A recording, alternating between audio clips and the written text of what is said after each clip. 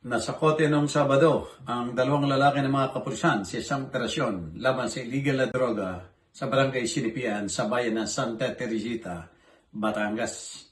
Ang mga suspek ayon sa pulis Santa Teresita ay sina alias J, 25 taong gulang may asawa, construction worker at nakatira sa barangay Sitio Puyok, barangay Santa Clara at si alias Dandan, 48 ng Rizal Avenue, Poblacion, kapwa ng Batangas City ay nadakip sa pamumuno ni Police Major John Marcuyos Presbitero, ang hepe ng pulisya.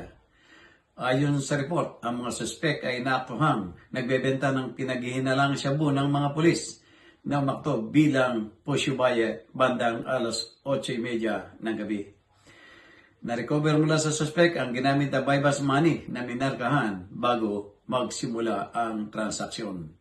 Samantalang ang mga ebidensya na nakuha sa suspect ay ito-turn over sa Batangas Provincial Crime Laboratory Office upang suriin kung positibo itong pinagbabawal na gamot bilang paghahanda sa pagsasampa ng kaso sa paglabag sa Article 2, Section 5 at 11 ng Republic Act 9165 o Comprehensive Dangerous Drugs Act of 2002, habang ang naturang mga suspect ay kasalukuyang nakakulong sa Piitang Bayan.